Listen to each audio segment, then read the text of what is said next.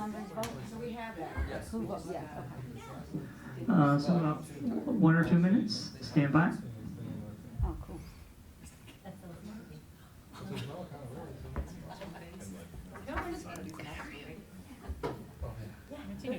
Living the dream.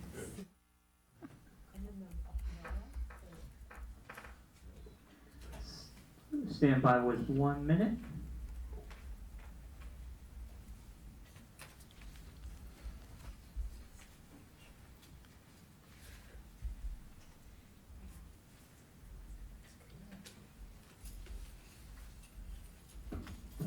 Stand by.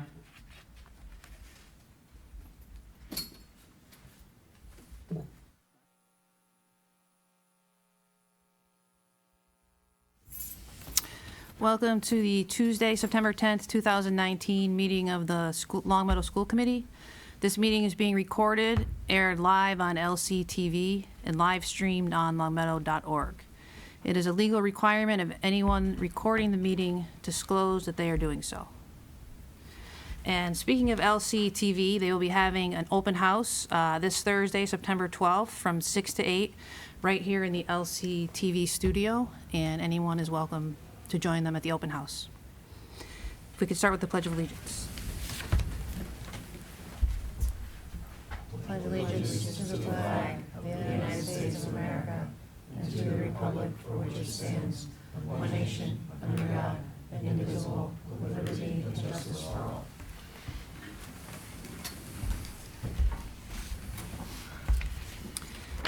There's no correspondence this evening, so we can move on to the approval of minutes.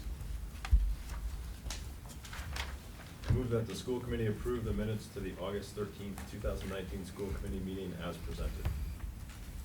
Second. Second. All those in favor?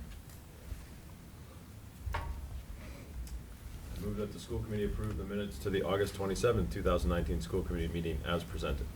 Is there a second? Second. All those in favor?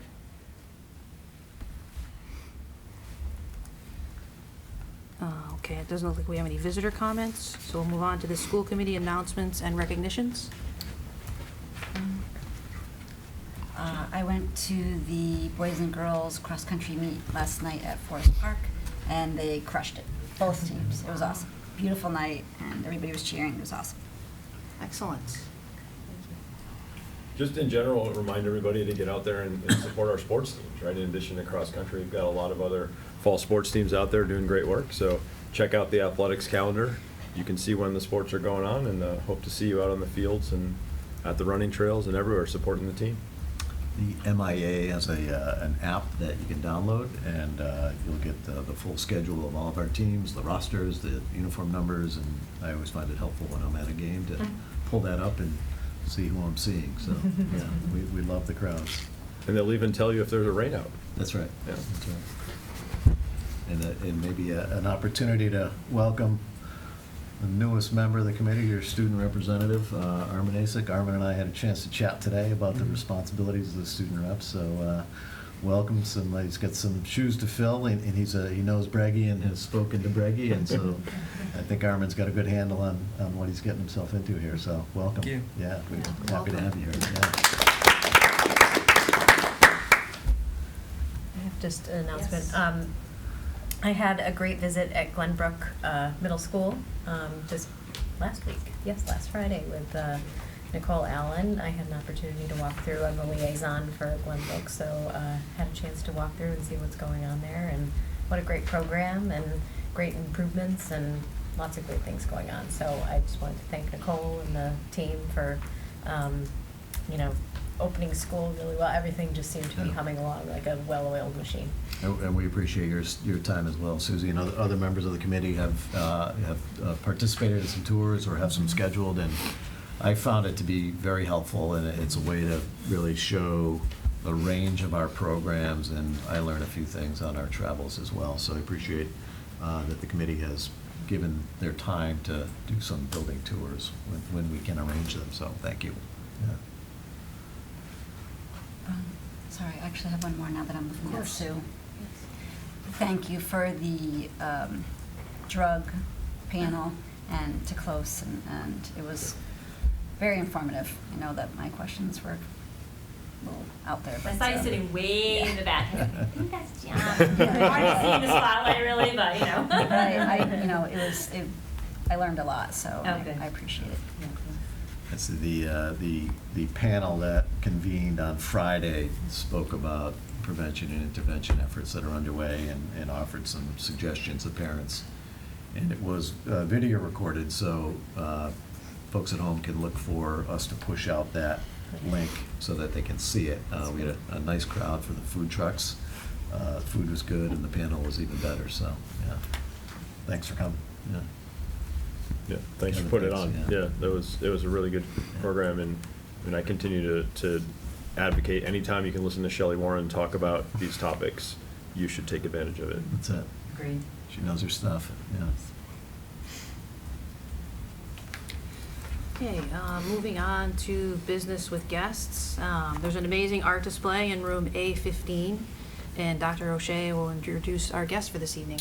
So we've been really fortunate and privileged to have this great display that went up at the end of the school year last year, and it's a great representation of our K-12 artists. So here to explain the project, because it was there was a lot of planning and thought that went into this, and so here to explain it, LHS art teachers, Hillary Godin and Mariel Daniels. So welcome, and we appreciate all you did to make this project a reality and everything it does to dress up the white walls here in our room. So thanks so much. Yeah.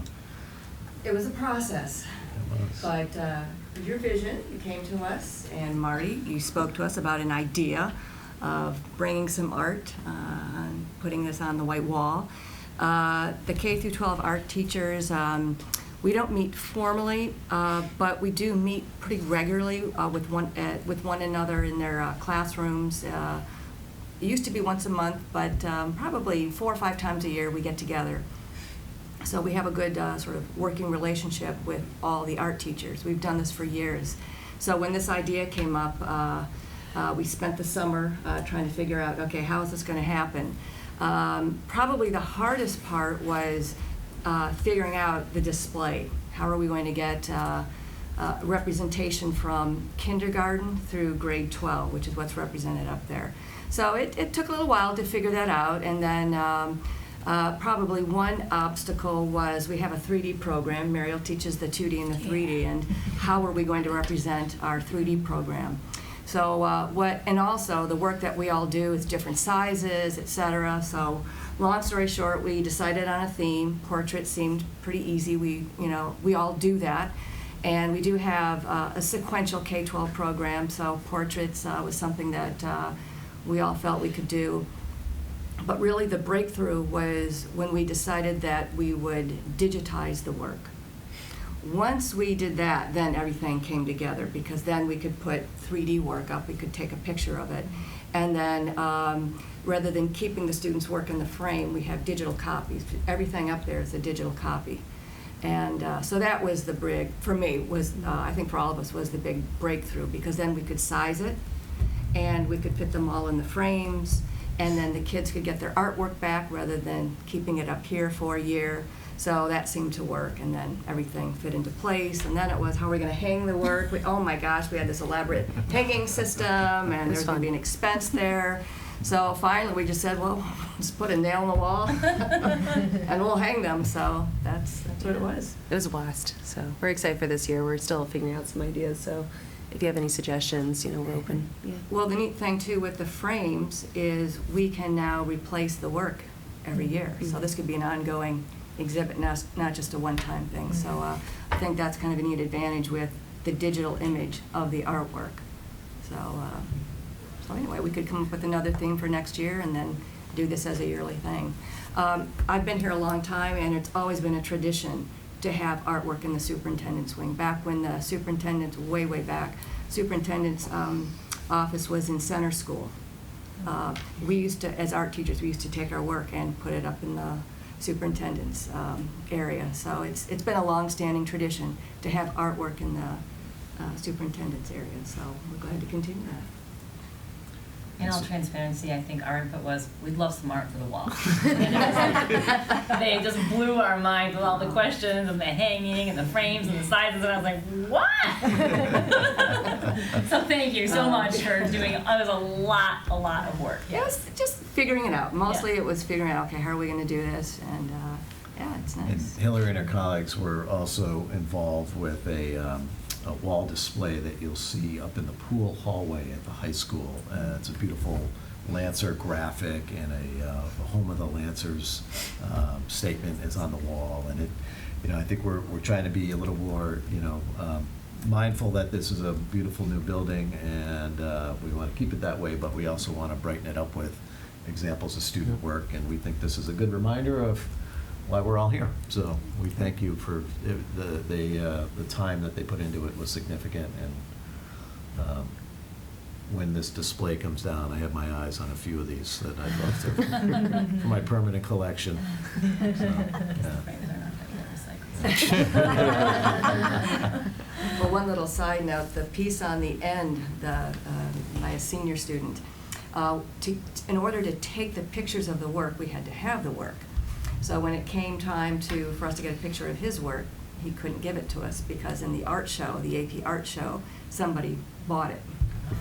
So we had to go to that person and ask for it back for just briefly so we could take a picture. So, these things happen. That's a good problem to have. Yes, it is. Great. Thank you guys so Thank you. much. I really Thank you. appreciate it. Yeah, Thank you. Thank you. Thank you very Well much. done.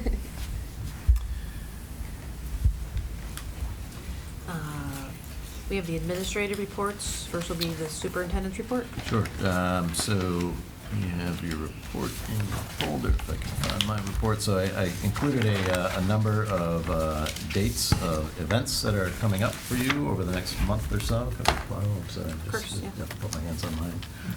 And want to highlight, Robin highlighted earlier, the LCTV open house on Thursday the 12th.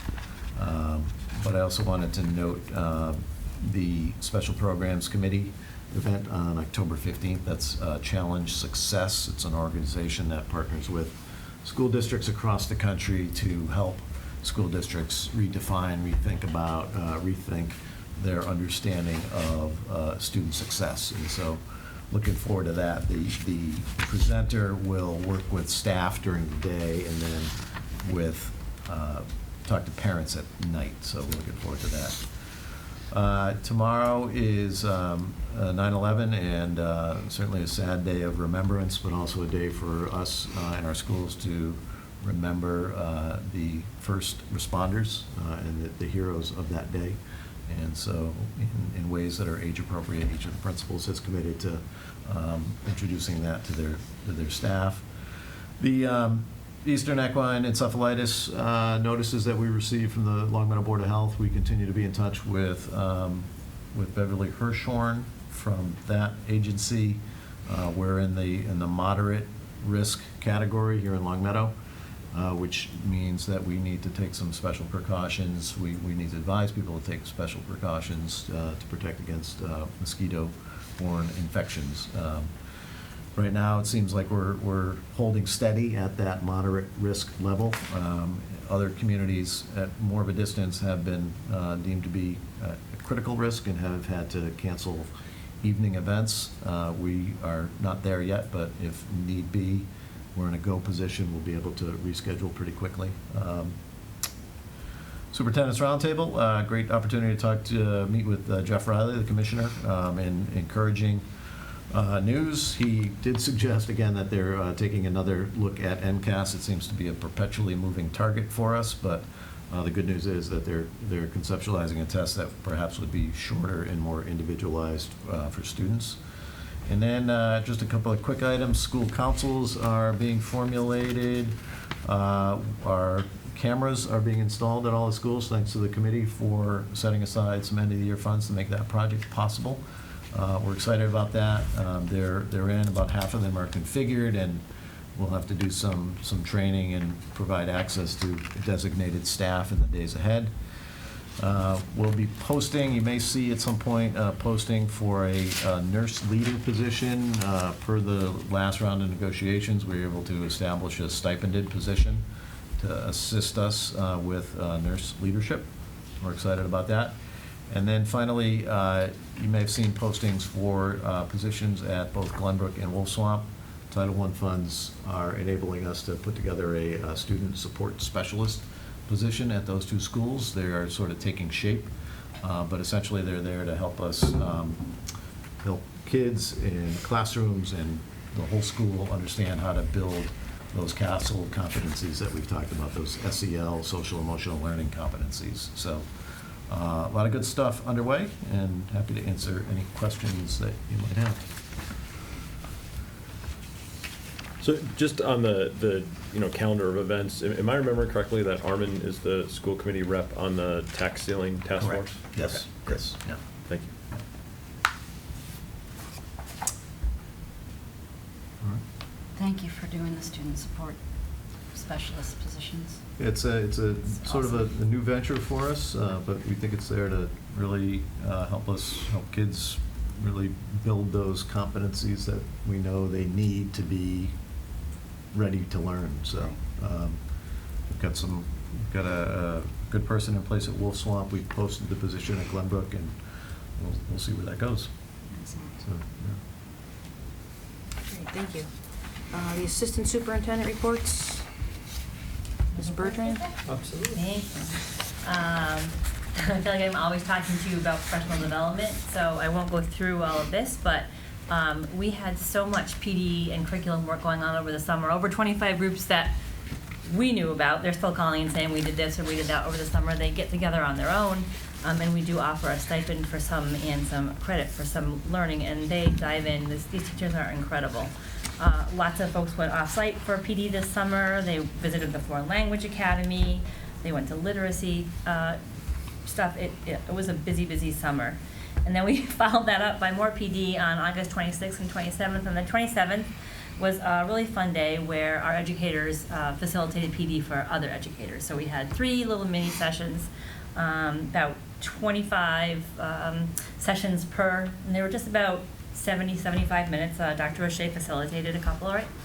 And they got really rave reviews. We always do a little survey after to see how people felt about PD, and it was really a success, so much so that we might run some of the PD, the mini courses again on the 15th of October, our next day off, because people couldn't get into all the courses that they wanted to get into, so we'll see about that.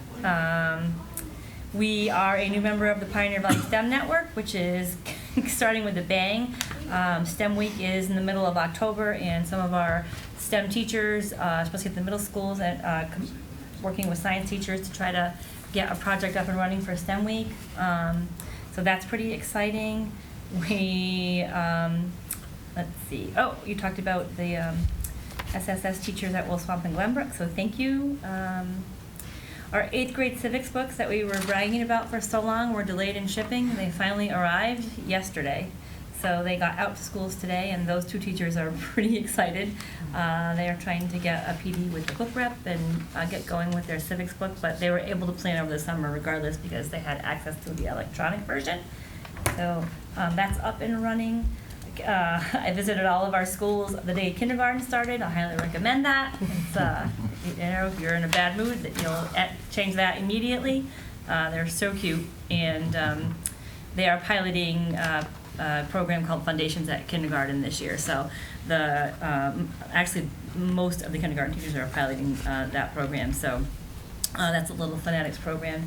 I found that it was an area that students were weaker in as we went to the Readers and Writers Workshop model, so we're plugging that in.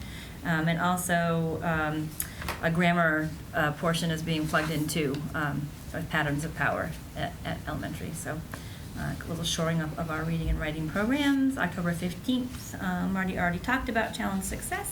Ellie Krug is a person who's facilitating some PD at Bay Path and doing some diversity work, and so they are always really good at asking us to join them, so we are sending a few of our staff over to Bay Path to collaborate on a workshop with that speaker during the day. So, but she is, I think, speaking in the evening as well, and that's open to everybody. I think that's on your list, your menu, Marty. Yes. Yeah. And our curriculum leadership conversations are underway. We're getting ready to look at new math in middle school for next year, 7th and 8th at least. At the start of this year, some of our electronic subscriptions stopped because the book reps or the book companies don't support them after a while, and so that's a great way for them to get us to buy new books in a shorter period of time than we would have. So they kind of got teachers used to using the electronic version and the supplements and the materials, and then said, we're done. So we were going to look at 7th and 8th anyway, maybe a couple years up the road, but that got pushed. So we're working on curriculum in all kinds of areas and on our way. Good start to the year, I think. Great, thank you. So just a question related to textbooks. So something I know that we've been talking about at the college level is going to open source textbooks, right? Open access, so you don't have to pay. And I'm just curious if that discussion is something that's been ongoing here. It is constant, because Okay. Mr. Mazel always brings it up when we bring a new textbook to him. Really? Yeah, and we have talked about it. It isn't common practice yet in public schools, and the regulations say that we need to use research-based curriculum materials. So some of the stuff is so new, we've had trouble looking at pointing to research for it. But I'm always willing to explore that kind of venue, and I know Marty has some thoughts about that too. But Yeah, I Yeah. think we're always keeping our eyes on that. I just don't know that we've hit that tipping point where we can count on it as sort of foundational. I don't, and that's not to say I think a lot of teachers are pursuing open source materials and they use them to supplement and complement, but as part of the foundational work. The other thing you worry about is just the alignment, and so. One of the nice things about a series is it keeps us anchored and aligned across grades and classrooms and that thing. But I hope that we reach that tipping point soon. I think it's hit higher ed maybe before it's beginning to hit us, but I'm eager to see that happen. Yeah, I mean, I would love to push that conversation a little bit, especially at the high school Sure. level.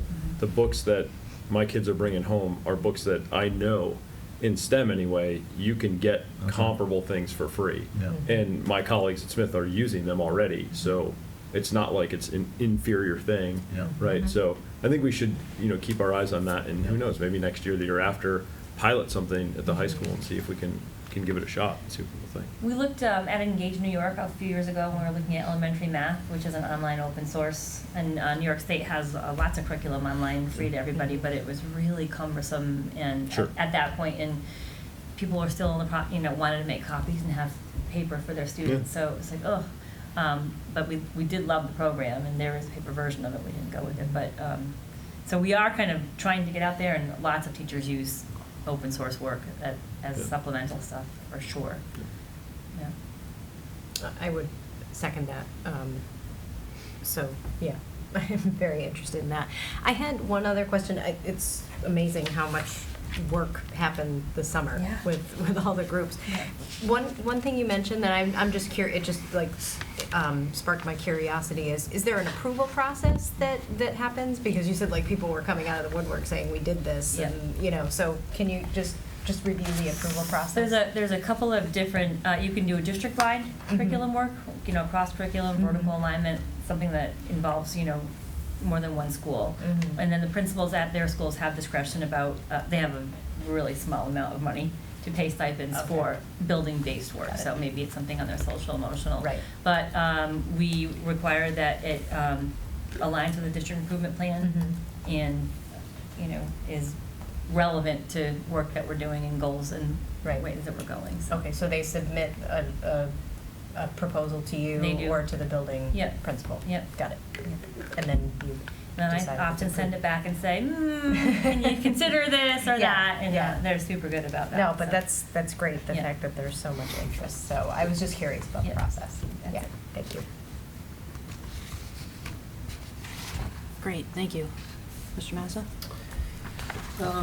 So transportation, we are off and running, still receiving registrations for people to sign up for bus passes for the school year. I would say we're still working out the hiccups, buses running maybe a little ahead of schedule, and students missing the bus, which we get called daily on, so we're still working through that. We have seen an increase in ridership, so we do have a waiting list on a couple of the routes. We currently run 3 buses at the high school, 2 buses for Glenbrook, 1 bus for Williams, and 1 bus for Wolf Swamp. So I do think at some point, probably through Finance Sub, we're going to have a conversation as well, what's our philosophy, what's our goal with transportation. There are some requirements to transport students. Anybody who lives more than 2 miles in grades K through 6 were required to transport, but obviously we transport many more students than that. So I think it's something we'll have to have a dialogue about throughout the course of this year. Medco Bus, we maintain the approach of creating centralized stops to hopefully reduce the length of the route, which I would say it's still running about an hour, maybe for the elementary and middle school route, which is better than it was last year, but it does cover a wide area throughout Springfield for students. So we'll continue to monitor that to make sure that there's no issues with any of the in-town or Medco routes. The fiscal year for 2019 will be closing shortly on the town side. Finance Sub will be addressing it a little later on our agenda to make a recommendation on a turnback amount for the general fund for FY19. And again, as Marty mentioned, we're fortunate to have your support on some of the projects that we were able to accomplish. Marty mentioned the cameras, Sue mentioned the textbook purchase. We also purchased some laptops and Chromebooks for the schools. There was painting done throughout the district, carpet replacement, ductwork cleaning, the switchgear over at Glenbrook was repaired. So again, thank you for all of your support along with those investments. And capital projects are just an update on the FY20 capital projects. We received funding for a number of projects. There's a new boiler going in at Blueberry that is under construction. The demolition has been completed. The installation is happening now. And the burner, which was an issue a few years ago for us, is on order. We're going to keep the existing burner just in case the new one doesn't get in time. But with one new one already at Blueberry, hopefully we won't need it in the shoulder season. We won't need it till we get more into the dead of winter. The fire alarm system at Center School, the replacement, which is being installed now, it'll take up until probably the Christmas break before we can test it and bring it online. The existing system is operational and is functioning, so the building does have fire protection. During the Christmas break, we'll probably switch over, get the new system online and remove the old one. There'll be some repair work that'll have to be done, patching holes where the existing boxes are, and so on. And we have funding for a new wireless access, so all of the access points throughout the school and towns will be replaced. The project, we're ordering the equipment now. It'll probably be rolled out over the course of, I'd say, a couple months to not interrupt any of the operation of the school or town buildings. And Finance Sub did have some initial dialogue on FY21 capital projects. I would say over the course of the next 4 to 6 weeks, they'll be reviewing projects and bringing them to school committee for review and approval. That's it. So just a quick question about the bus. As somebody who just paid $250 for my daughter to ride the bus, which I have no problem with. I'm just curious if you can tell us, like, of the 363 students currently riding, like, are those paying students, or are those students who we have to bus because they live outside the 2-mile radius? No, I would say out of the 363, I don't have the exact breakdown, but I would say 3/4 of them are probably students that pay to be transported. A smaller percentage fall in that required 2 miles or more category. So even with the rate that we charge, even if every student who rode the bus were paying, it's only bringing in about $12,000, and a bus costs about $60,000 to operate for the year. So the district is contributing or paying for approximately 40 $8,000 to run the bus. Okay. But overall, we have very few students because of our neighborhood schools, because of the size of the community. We're not required to transport. A very small number of our population qualifies. Right, so when that number grows, we're making some money off of that growth. We are until we hit where we can't accommodate everybody. So Okay. with that increase, either we're going to end up turning people away or having to add another bus. Okay. And that's where Right. we then have a challenge. Do we want to do that? Got it. And so the question becomes, what's our philosophy? How far out do we want to provide that service to even out a fee? Right. And I think it's something we're going to have to think about and talk about. Okay. Did I hear you right? No, it's a loss to the town the district is picking up the cost. I don't want to say Did it's a I- loss. I mean, it's a service we provide that Okay. there's a cost to providing that service. I The thought you fee were that we saying- bring in probably brings in around $35,000-$40,000 a year. Our transportation for regular transportation is $250,000. So Okay. the cost is offset by a very small amount of the fees that collect from students who don't qualify for free transportation. Okay. And do we ever like know why? That does seem like a lot, doesn't it? It's a good point. I mean, that's a huge percentage increase year over year. Do we know why that happens, or is this spiked up like this before? Transportation costs? I No, don't you're think saying our- Or the number of number of students. people riding is what you're It saying. just seems like a lot of students Yeah. saying, "Hey, Right. last year I didn't. This year I'm going to." I This year mean, seems to be an increase. they expecting higher a than bad we've ever winter or seen. something. I don't know. No, It's I- people sick of the car line. Yeah, Is that really what you That's think me. it is? in the high school, I would say big increases at the high school. Normally, our ridership at the high school is in the 20 to 30 range. I think all three buses are in the 40s. So these registered. Doesn't mean they ride, Yeah. they're registered. So Um, without research, but it probably That's my anecdotal. your anecdotal, Yes, you know, the car evidence line is of. miserable. Huh. Even at Wolf Swamp, that we've never been at our capacity at Wolf Swamp, and we are this year.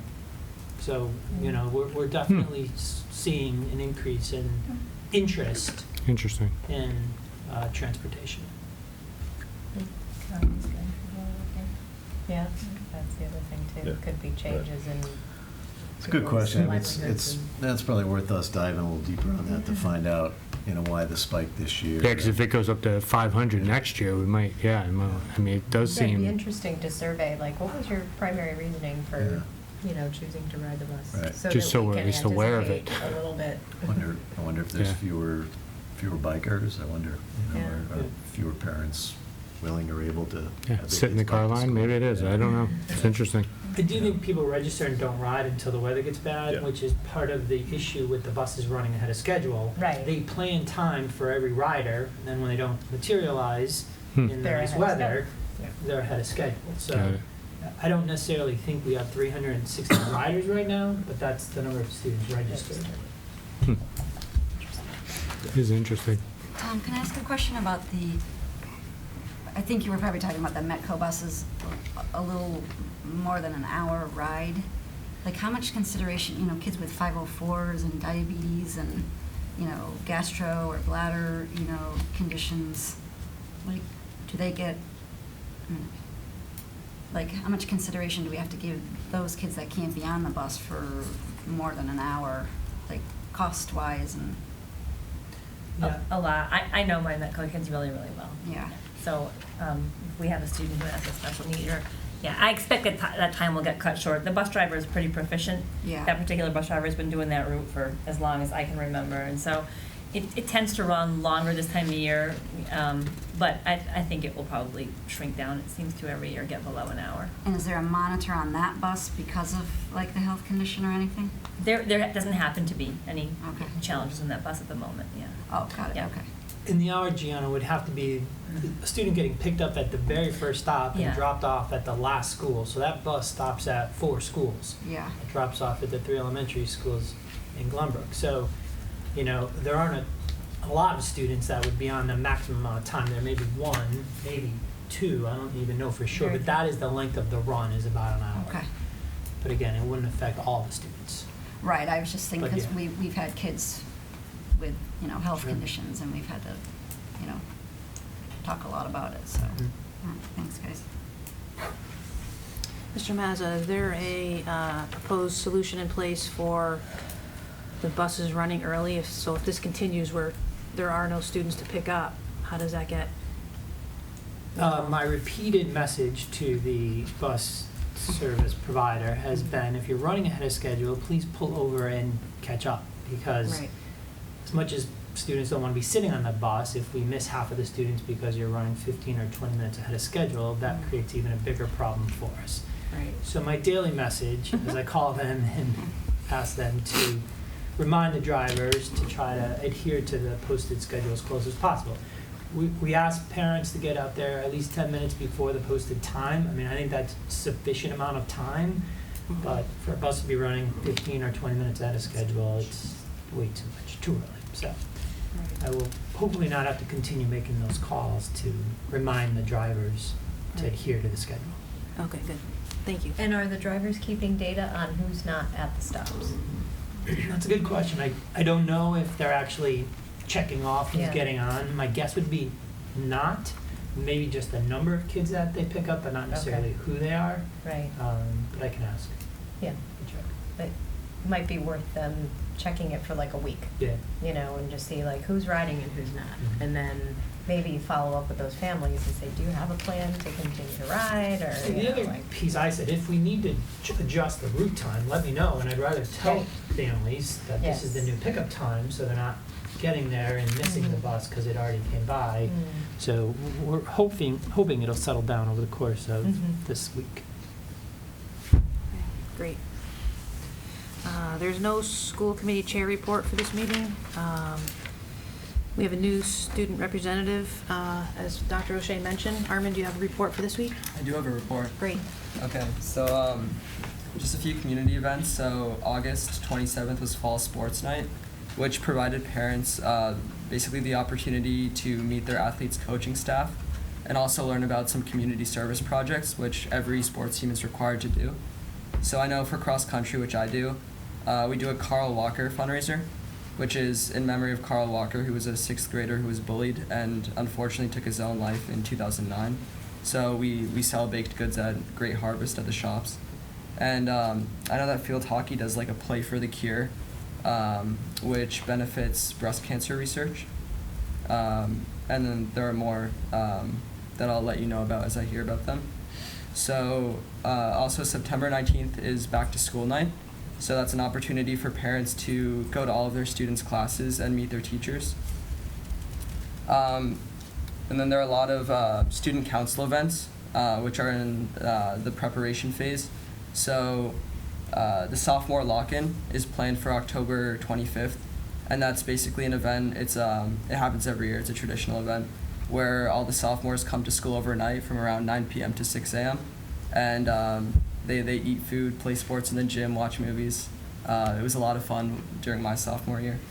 And then the seniors are playing their senior class play, which they have every year, which is scheduled for November 21st to the 23rd. That's a Thursday, Friday, and Saturday. And their play is back to the 80s. So I think they're in the audition phase right now for roles. So we have set meeting dates for all of the SC/SAC to meet with the school committee, and our first meeting is scheduled for September 24th. And then finally, we had a suggestion box that was gifted from Breggy, last year's representative. It's a very nice box, like stainless steel, you know. So that box will go up once we meet for our first meeting, and we'll be receiving suggestions from students. Great, thank you. There's no LPVEC report. The first meeting is next week. So moving on to subcommittee reports. Finance Subcommittee. Is that Jamie or Mr. Mazza, who wants to? Go for it. So yeah, tonight there are a couple items in your packet that are informational. The first item on your agenda is the FY19 revolving account report. So this is a financial reporting of our revolving accounts, so school choice, circuit breaker, tuition accounts, athletics. Just showing now what the amount of revenue, expenditures, and the ending balance for FY19. Finance sub reviewed it. We just kind of covered any areas of, operations that there were any surprises, and I think everything in terms of the balances, I think we're positioned in a good spot for FY19. The next item on the agenda is the general fund report. So again, it's our final FY19 year-to-date budget report, and this is reflective of just the general fund. So this would be the amount of money that the town appropriates to the school at town meeting annually. With everything the school committee approved for us back in the spring, we have a balance of $7,722.77. That amount at this point cannot be appropriated or spent on any additional items. So the money would revert back to the town's general fund once they close out the fiscal year. Traditionally, the school committee would authorize that turn back. I think it's symbolic. You really don't have much say in it. But I just think in terms of understanding, the fact that we had this money left over, and that the district is, or the school committee is approving its turn back to the town. The finance subcommittee did ask what the history had been over the last few years. So in FY18 we turned back $26,000. In FY17 it was $126,000. And in FY16 it was just under $500. So the dollar amounts varied over the years. Prior to that, the amount had been much higher. It had been in the hundreds of thousands of dollars. So I think we're getting tighter in terms of how much we have left over at the end of the fiscal year. Thank you. And there's a motion authorizing the turn back of that money. I move on the recommendation of the Finance Subcommittee that the school committee authorize the turn back of $7,722.77 of end-of-year funds in FY19 as outlined in the FY19 year-to-date budget report dated. Is there a second? Second. All those in favor? Thank you. Bronwyn, one more thing. Just in your packet is a FY21 budget calendar, and is informational. Finance Sub did receive it. I think I just want to point out that there is a joint select board school committee finance committee meeting scheduled for October 21st. It's an annual meeting that is held with the joint committees. The three committees get together. Paul Sturzik usually does an initial projection for FY21's budget, so I'm sure he's working on that. But if anybody has any questions, it follows the timeline that we usually have every fiscal year: submission of the school department's budget right before February break. So there's nothing on there that really stuck out to finance subcommittee, but I just wanted to make sure everybody was aware of it and did have a chance to take a look at it. But call me if you have any questions. So that's a 21st. 6:30 meeting, I think it's a 7 o'clock, but I don't know if an exact time. But it's an evening. It is an evening. Yeah, evening. Okay. Yes. Thank you. Thank you for those dates, very helpful. There's a policy subcommittee update, Susie?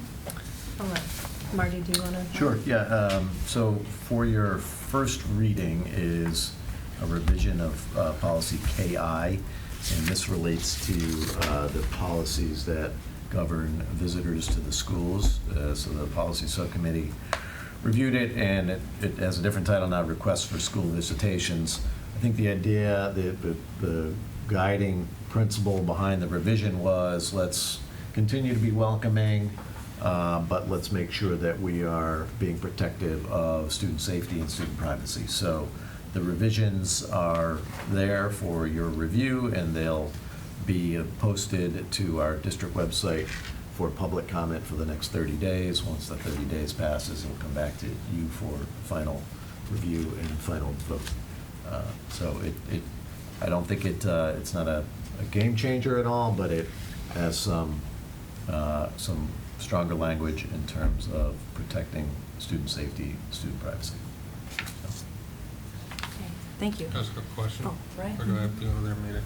So on the last one, guests of students on the back, Yes. are we talking about like student age guests of students, or like grandpa? We discussed it as like, my cousin wants to come to Right. school. Okay, so that's how I read it. Yeah. So I'm wondering, the last line where it says if they fail to comply with regulations, and they'll be asked to leave the building and the grounds immediately. I'm just wondering about immediately, Yeah, what's the like time if frame? he's 11 and it's Yeah. pouring rain. Now granted, he was a Right. jerk and he deserves to be asked to leave, but we're not throwing 11-year-olds out the door. Right, right. No, that's a good point. That's a good So point. maybe just strike immediately, Yep, and then we can get we them can a ride. arrange them. Get them picked up properly. Sounds We're here good. about like, see ya, out you go. Good luck. That's what it sounds like, or that's how it reads, and, Yeah. you know. If, Point taken. If it's stricken that way, Diane, we would amend it tonight and then bring it back.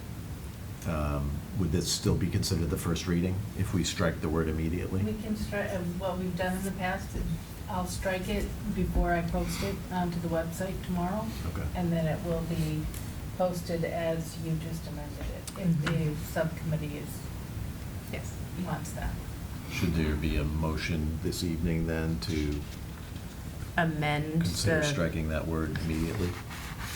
yes, just, yeah, to amend the policy Yeah, that will be work. presented for public.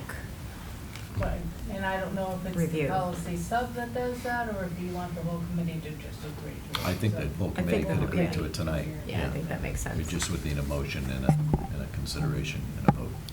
Can I say one quick question on number 3? Do we require, obviously we require the guests to sign in, but do we require any badges or anything like that? Some might put them on, some I don't, but I don't know if it is a requirement in all schools. It should be, Should be? yeah. Okay. And if So it's we're not, if should we we're not- write that in there? Or I don't see it. Should we? Say that they should do Wear that? like display the badge, is that what you mean? Yeah, so just so everyone knows who's a visitor and who's not once they're actually in there. Because like what Ryan was saying, you have 11-year-old in there and you have 200 more. I don't know who's a guest and who's not. I wonder if it might be better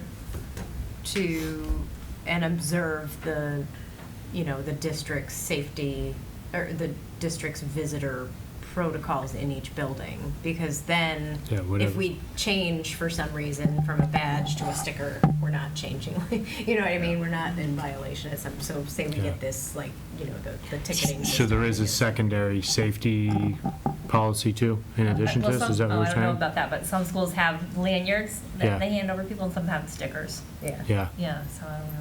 Or there We might might be wanna- retinal scans at some point, you never know, right? I don't know if that's codified anywhere in policy, the badge, Right. It's not policy, it would be more procedural. It's Yeah. procedural, yeah. So we would just say the Identification, the schools, each school's visitor protocol, which should be the district's visitor protocol, I Hmm. would think. Maybe that would be the best way to capture that. But is that the case? Is it Should be. there's a district A district approach to badging. or identification purposes, I guess? I think every school does it differently in terms of the sign-in and how they're badged, if that answers your question. But I mean, there ought to be a visitor protocol at every school. Whether it's a sticker. Yeah, I mean, I'm just, like, I've walked into Target, I've walked into Amazon before. Whatever building you go into there, you're treated the exact same way. I would recommend we do it the same way and just say, do it this is the way it should be done, and whatever way we agree. I don't know the right way. I just saying probably makes a lot of sense. For consistency. Yeah, just so every school, if I walk into Williams or the high school or whatnot, I should just be treated the same way, whether I'm a parent or whatever it is, But if I'm a visitor there, just so we all know, So the districts. yeah, would be my thought, but Visit- Want to obviously. try and edit it tonight, or you want to we could bring it back to the policy? I think these are easy. I don't Yeah. know whether, I think you could do it tonight, in my opinion, but, Yeah, sure. So if under, no, throw it out as a suggestion, all visitors report to the principal's office upon entering and leaving the building, comma, observe school and district visitation protocols, and sign the guest log, so you can insert it between the word building and. yeah. What did you say? So, Observe. observe school and district visitor protocols. Yeah, because then it gives a little leeway that if there's a better way to do something, we have to go back and rewrite this. Right. Whatever way you define, whatever way's the right way, do it. Yep. And kind of go with it. Reference that? Do we School and district visitation protocols in there, so people know when they're reading what the protocol is, Reference it as in reference to like an existing written where document. they could find it, yeah. Right. Or do we need to? I'm Specifically wondering create if that is something that we would have to specifically create. Okay. Yeah. Well, it's probably in your Yeah. safety Yeah. procedures. I It's- wouldn't do that. I would let it District to be safety to plan. Marty and to everybody to go, okay, make it so we all understand who's a visitor and who's not. So then they can deviate if there's a better way to do it, or you go, hey, I don't want to do badges, I want everybody to have the lanyard, then Marty can help make that decision and leave it a little bit open and not like, oh, it has to be this I don't think we can way. reference school district and visitation protocols if we don't formally have those in place, is what I was thinking. And those protocols could just simply be, So, Could you we? have a way to identify visitors in each school. At the moment, every school does have a protocol. Now, whether you just say school and district protocols, and then let Marty and the administrative team come up with a district-wide protocol. But there are protocols in every building Mhm. for visitors, right now. Right, so the way Jamie phrased it, Just- I think covers that. Yeah. yeah. Yeah. I agree. Yeah. Yeah.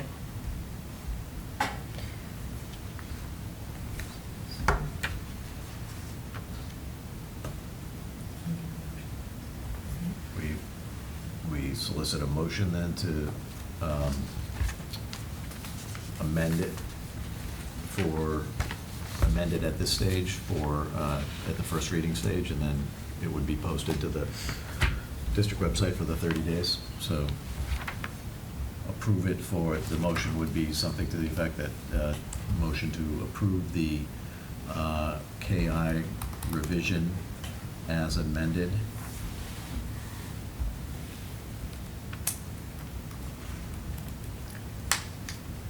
We're all looking at you, Susie. I know, but I don't feel like, so I'm just gonna protocol here. Yeah. As the chair of the committee, I would rather have another member of the school who's not part of the policy subcommittee make the motion. Okay, so not me, not Jim. Right, I would think somebody that's not, because we're making the that- recommendation. Right. The school committee members who were not present at the policy subcommittee should probably So- make that's my I'll do it. So that So, observance got of it? the You wanna go? protocol. yeah, I was just making up what I was going to say here. Go, you can go give it a shot. So I move that we post the policy KI as amended tonight, section 3, and the guest of students section. Is there a second? Second. All those in favor?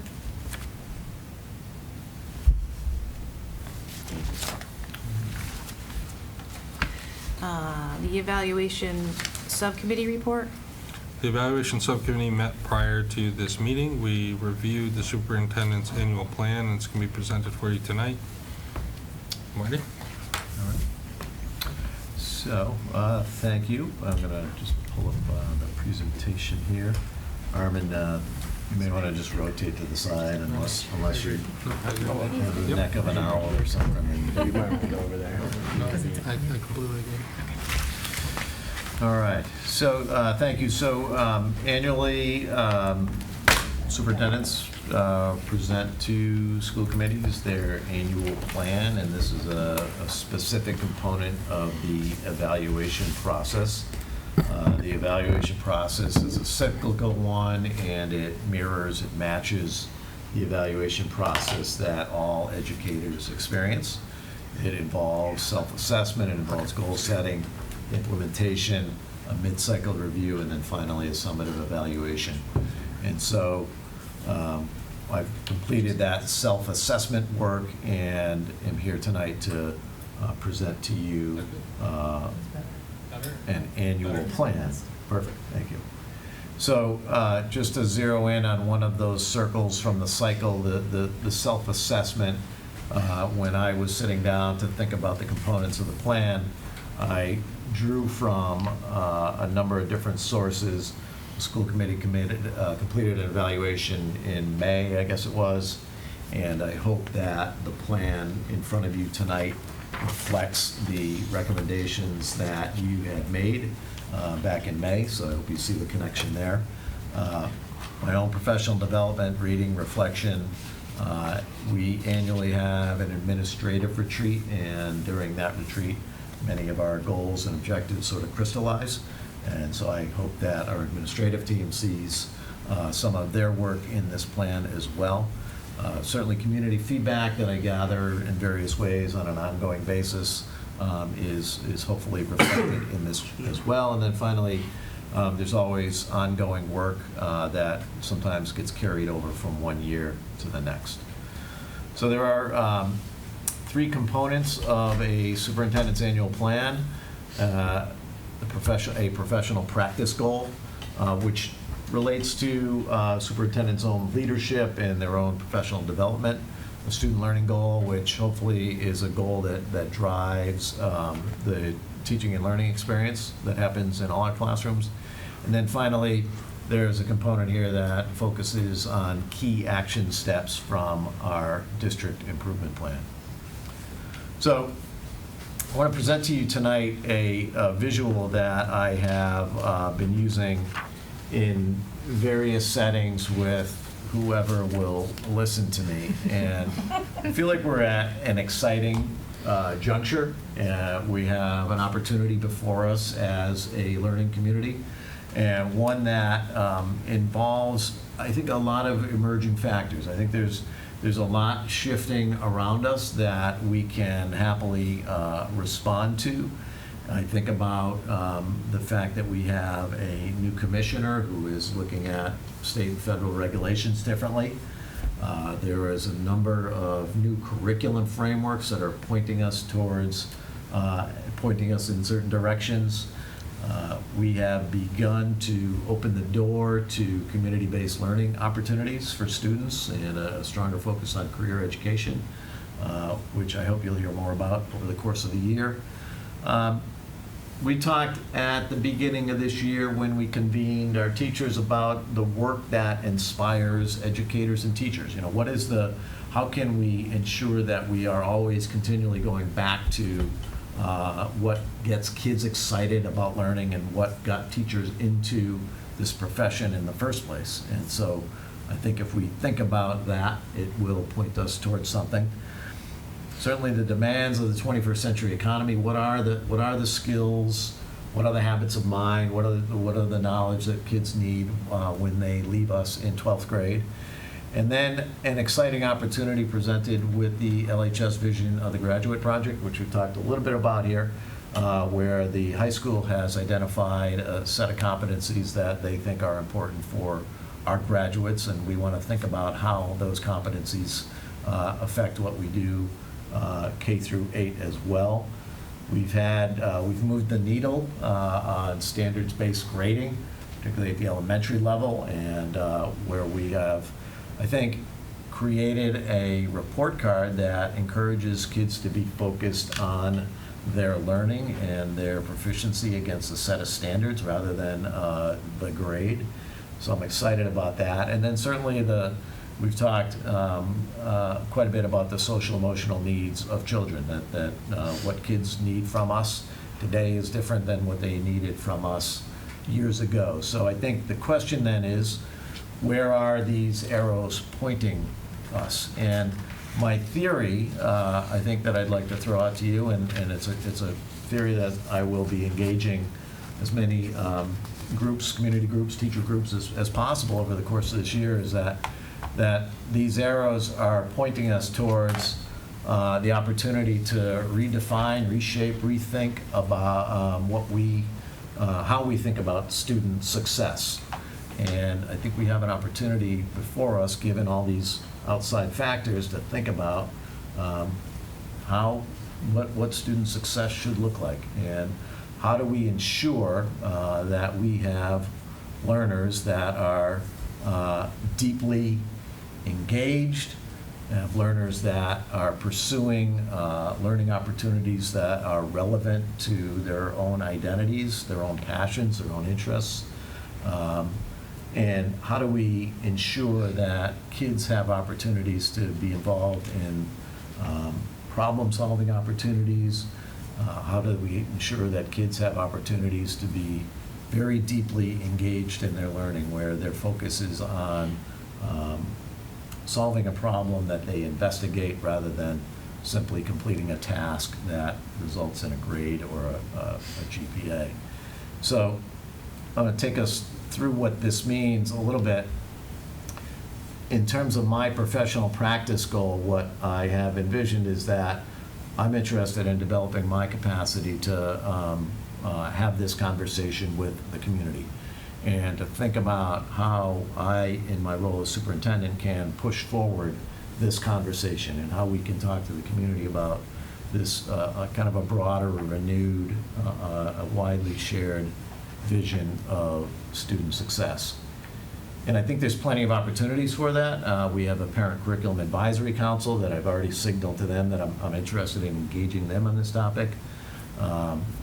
We have opportunities to get involved at the state level. There's a Global Studies Committee that is run through the Superintendent's Association that I have indicated I'm interested in joining. The Department of Education is sponsoring a number of pilots that I think will help us create new and different learning opportunities for kids. Sue mentioned earlier the STEM initiative, the STEM challenge that the state has got behind, and it appears that we have a cohort of teachers who are really fired up about this and are interested in learning more on how we can bring more STEM opportunities into the classroom. I mentioned the implementation of the vision of the graduate as a way for us to rethink what student success looks like. Another plug for Challenge Success, October 15th. They're coming to the district, and they partnered with a lot of high-achieving, frankly, affluent districts across the nation, many in Massachusetts. And they will be talking to parents on October 25th, I forget what the date is. 15th? 15th, it's our professional development day, and then during the day they'll talk to our middle and high school staff and encourage us to think differently about student success and encourage us to think about the importance of relevance, to think about the importance of engagement, to think about the importance of learning opportunities that go beyond the walls of our schools. And so in my role, how can I nurture the spread of deeper learning? How can I work to support the high school's interest in expanding its internship program? How can I, in my role, work to establish community partnerships that support student learning? And we've made some inroads already, but it's something I think that it's a growth area for us as a district to really engage with local businesses, community agencies, community organizations, institutions of higher education, to think about how we can create opportunities for our students. So I'm going to try this video. I'm not sure it's going to run. This is a video that would illustrate what we do not mean by student learning. It may buffer. I'm going to give it a shot. This is a gentleman, Ted Dintersmith. And Dintersmith has done a lot of work on sort of redefining success and works across the country to encourage educators to rethink our practice. So Ted Dintersmith, let's see if this works for us.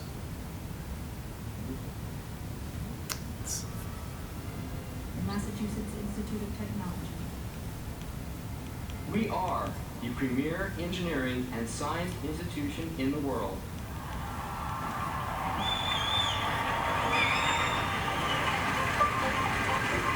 Do you think you could light a bulb with a battery and wire? Do you think you could light a bulb with a battery and wire? Yeah. Light a bulb with a battery and a wire. Maybe. Yes. Definitely. Do you think you can light a bulb with a battery and a wire? Battery and wire? Well, yes, why not? Okay. Definitely. Okay, can you do that?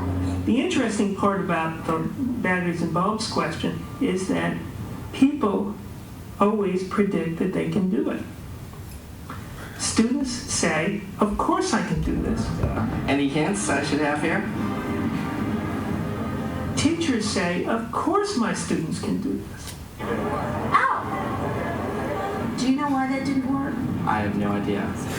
Battery could be dead, the bulb could be bad, I'm hooking it up totally incorrectly. I'm not an electrical engineer, I'm a mechanical engineer. But if I had to guess, I would say it's operator error. Okay. I know it's possible, but I don't know how to do it. It's only after failing that you begin to get upset with the question and think, well, maybe it's a trick question, maybe this has something to do with manipulating the wires. They couldn't hold all the wires together. You don't have a current if you only have one wire, you need a complete closed circuit. But that's not the case. Oh, well, if I do it with a little light bulb, I just do this. In which case, the light just lights up. It goes to the fundamental understanding of electricity. If one cannot light a light bulb with a battery and wire, then everything built upon those basic ideas has problems. So, the reason I love this bit. So that is what we do not mean by deeper learning, and that's what we're hopefully trying to counteract and create opportunities for students to learn deeply and learn in ways where their learning is sustained over time and they're not learning something to perform on a test on a given day, but in fact the learning is embedded and it's something that they have opportunities to apply in real world settings. So in fairness, I showed this to a group of teachers and they reminded me that these poor students, they were probably, given that it was graduation day, they were probably up the last 48 hours and maybe they weren't in a position to answer these tough questions on the spot. So it's probably not a perfectly fair dipstick or assessment of their learning, but I think it illustrated in a fun way some of what we've been talking about. And sort of conversely, there are many examples of deeper learning that are in place, and so there's a foundation of practice, I think, in Longmeadow that we can build upon. And I think to cite the project where our center school students a couple of years ago were involved in researching the impact of plastic on the environment and encouraging the community to have a conversation about plastic bags. And those students were put into a learning environment where it related to their interests and passion, it connected to their identity. The outcome was ambiguous, it was super engaging, it was self-directed, it was problem-oriented. So I think the question for me, I think as superintendent, is how can, knowing that there are a lot of realistic constraints and hurdles and things that sometimes prevent us from always engaging kids this way, but my question to myself as superintendent is how can I support and nurture the spread, the growth of learning opportunities that mirror this and really don't create learners like the ones we saw from the MIT video. Picking on MIT. Sorry. Especially the Harvard professor. Sorry about that. And I think there's certainly plenty of research that shows that high-achieving students, when they're retested on material that they achieved highly on, weeks, months later, that the rate of achievement falls off significantly. So how do we counteract that? Again, understanding that there are realistic, the realities that we have to work inside of relating to schedules and curriculum and standardized testing, and but I think there are opportunities for us to create more learning opportunities like this. So to build on that, the student learning goal that I presented to you tonight is how can we create learning environments that promote the learning and growth of all students in safe and inclusive environments. The work that we could potentially do with a digital citizenship coalition. So I've been in touch with a few parents on the idea of creating a parent-led coalition around promoting digital citizenship. I think we've all come to the conclusion that we need to partner with parents on this idea that parents nor schools can do it alone, and that working together we can certainly kind of help kids develop the skills that they need to navigate in a digital world safely. I'm interested in creating an equity and diversity steering committee. Details to be announced. I think that's still taking shape, and I welcome your thoughts and input on what that might look like. And using every opportunity we can to lead and support the expansion of STEM programming. For folks at home, STEM programming, science, technology, engineering, and math, those are disciplines that are present great opportunities for integration and interdisciplinary study. Community-based learning opportunities, the vision of the graduate again. How can we help our elementary teachers and our middle teachers understand what the ultimate vision is? And we don't want the high school to be working in a vacuum on that vision. We want that vision to be known at the elementary and the middle level as well. CASEL is the social emotional learning competencies that we've identified as being important to be true to, and we want to strengthen our commitment in that area. And then finally, to highlight some of the aspects of our district improvement plan, again, fidelity to the CASEL framework. There's a bullet in there under goal 2, evaluate the continuum of services. So that is a sort of jargony, fancy way of saying that we want to make sure that we are able to provide a range of services to support the learning needs of all students, so that at the classroom level, what are the approaches, the instructional approaches that all children can expect? And if children aren't making sufficient progress, what types of interventions, what types of supports or accommodations can we put in place for both regular education students and students needing specialized instruction? And so we're interested in making sure that our services are responding to the changing needs of kids. The learning needs, the social emotional needs of kids have changed in recent years, and we need to change with that. The District Curriculum Accommodation Plan, DCAP, again, I apologize for the jargon, but this is a requirement that districts have a written district curriculum accommodation plan, and it's a set of instructional approaches that should be present in every classroom that all kids can expect to receive. So we want to revise that. We've already started the work, and we want to get it to teachers so that they understand what is available to them, what tools can they have in the toolbox to support learners. And then finally, with regard to alignment of curriculum and instruction, we've actually initiated a review of pre-K to 12 music, and the idea here being that we want to identify opportunities to improve alignment and coordination of services we provide in music education classrooms. It's not to suggest that we want to change the services, but we just want to make sure that our practices are aligned and seamless for kids so that we can continue to turn out amazingly talented musicians each year. The Curriculum Leadership Council, we got that up and running last year, and we have some thoughts on how we want to strengthen that. This is a group of department chairs and curriculum coordinators across the district who work with Sue and I. And we want to make sure that we're investing in them as leaders, curriculum leaders in the district.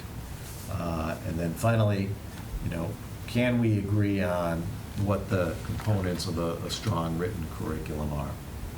So that's it. I think it's an ambitious plan. I go back to where I started. I hope it reflects the feedback that certainly the evaluation subcommittee has provided me. I hope it reflects the evaluation that took place back in May.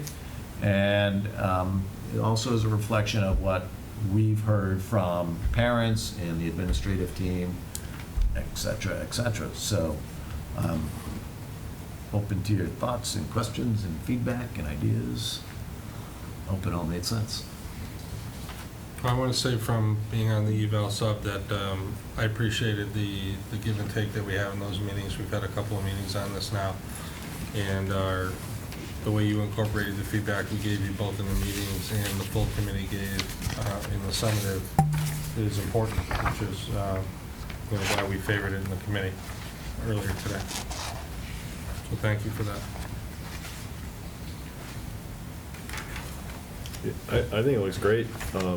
Like you said, pretty ambitious, and that's what we should be. We should be ambitious and, aim high. I mean, one thing that I wanted to just focus on, the deeper learning piece, I think is critical.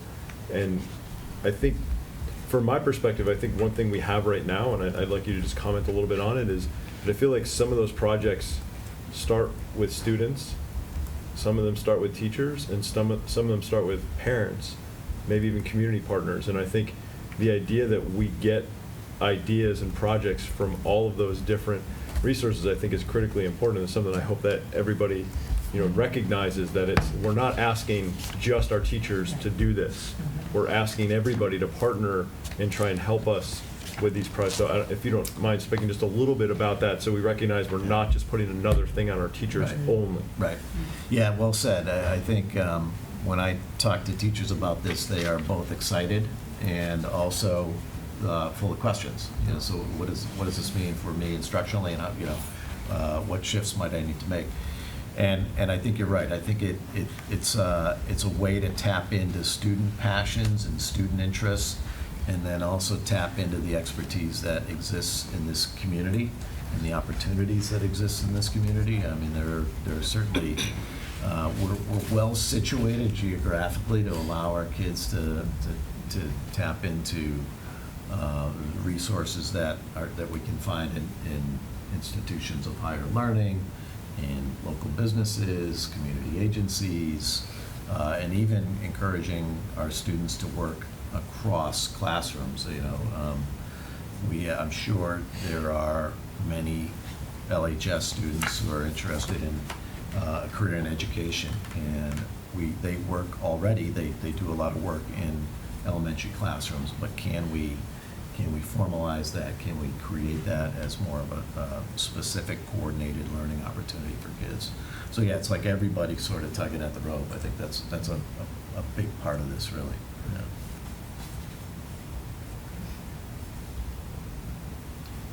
I had a question, if that's okay. Sure. On page 4, Marty. Yep. Yep. Where you're talking about the DESE pilots. Yep. So I've only been at my school for 12 years, but in that time we've had a lot of different programs, a lot of different initiatives, a lot of different pilots.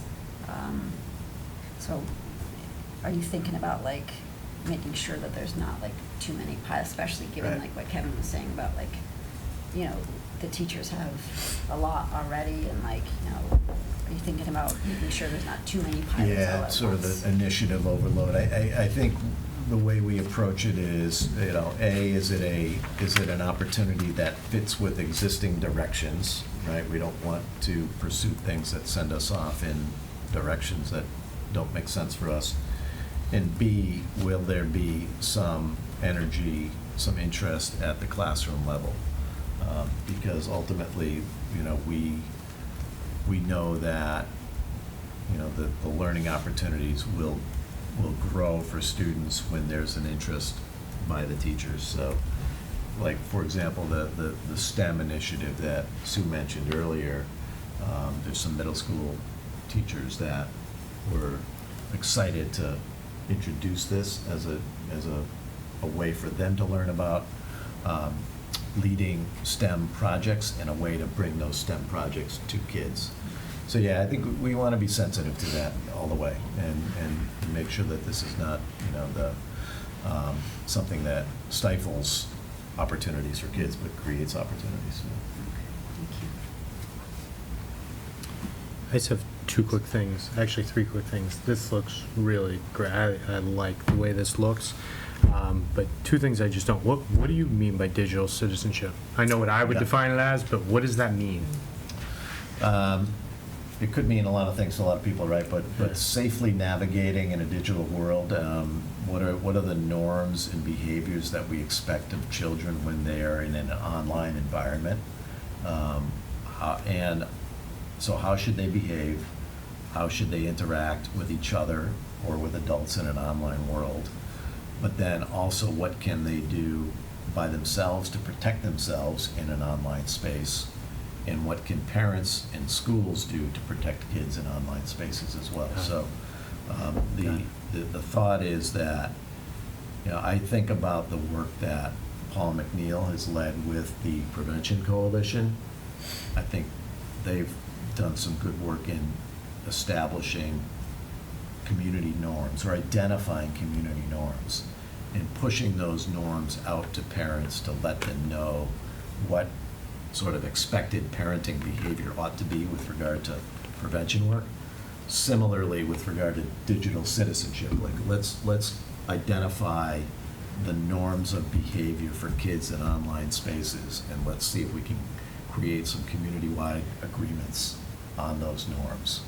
So that's kind of where it's going, but this is one, right now we're roughly using the phrase a digital citizenship panel. I'm not sure if that's how it will shake out, but I think the idea would be let's use our influence to bring some parents together, because I think there's a lot of parents that are chomping at the bit to come together on this topic, right?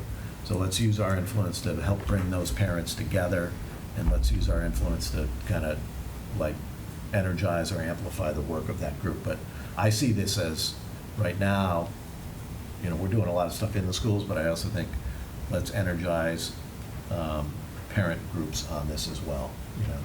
So I would see us as being involved, being represented, participating in this work, and that's at least the goal here. Okay. Yeah, I was defining it one way, and I didn't really follow. Yeah. And then the second thing is where you were saying we're all tugging on the rope all in the same direction. Do we ever go out and, like, I know certain groups jump in, people are doing things around this community. Sometimes they explain to me, I have no idea what they just told me. They just do some amazing things. But do we solicit them in any way, or is this just like a kind of like a hodgepodge of, hey, that would be great if you came over and did the STEM. I can't believe that you're doing this in biology at Smith, and we got lucky, they came. Or do we ever just put out there, hey, we need this stuff, or how does this? I don't even know how it works. I think we have to be more purposeful in that. Mm-hmm. So at the end of last year, Tom Landers sent a letter out to Longmeadow High parents soliciting partnerships. Yeah. Right. And so it opened some doors, but I think that's the type of thing we need to do more of. And I think that's where my office can be involved with that, is like kind of building those bridges between community partners and teachers and administrators. So I think we need to be more purposeful. Because I think that's going to help you in each of these components. I mean, you get people coming in and doing some of these different things and real life things. It's going to make all this learning, what we're trying to accomplish, happen in some cases. I mean, from the robot, those sort of things I think are amazing, and there's obviously a lot of people doing things like that around that maybe aren't bringing it into the district, whether they haven't been asked or whether they don't want to. I don't know. I mean, and there's some really there's some, they have to be coordinated, but there's even simpler ways to bring people in, and I've seen it in other districts that I just that I just know of. But one was where this school started it was like I can't remember the exact words that they called it, but organizations or businesses could go to this school and post different problems that they were experiencing. So problems of practice in their business or organization. And they would say, I need help with this. Do you have a group of students who'd be willing to tackle this with me? And I need, students who have this kind of, like background or this kind of passion or interest. So you actually get some reciprocal, you're contributing to, a community need at the same time that you're getting the learning experience. And it's a very simple way. It's like you use a digital interface and then some adult, sort of manages it, and connects the kids with the opportunities. Yeah. I'm making it sound simple. Yeah. It's not simple, but it's certainly a way to connect without it being so arduous, like that, we have to hit the pavement and find people. It's more of, we have this opportunity. Use our students because they will learn, and then you will receive help and support. So there's ways to do it that aren't hugely Burdensome. Yeah, but that's the coolest opportunity I've seen. Really, You just sent the slide out to all of us, but about the continuum of those kinds of things, right? Something is right. And you're saying simple. I know it's really easy. You need somebody dedicated to do it. Right. It comes down to who's going to facilitate all this Right. really cool stuff, and we're all really wanting to dive into it, and it's really great. But there is a continuum of that kind of learning, like you were saying, right? And from things like that, from career days all the way up to internships at local hospitals and things like that. So It can be as awareness up to immersion, right? Right. Where people become aware of how their learning applies in the broader community, up to immersion where they have real opportunities to apply that learning in the broader community. Yeah. So, right, you don't have to be necessarily overly ambitious or burdensome with your expectations here, but it's really about creating opportunities. Yeah.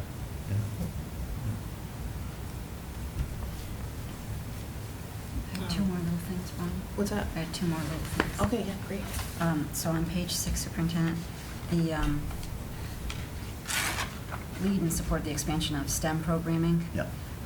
So now I'm usually seeing STEAM. Yeah. So the arts, just with the cross-curricular collaboratives, all you've been talking about. So I don't know if Okay. it's just a simple adding the A in there. Yeah. But it is something Yeah. to think about.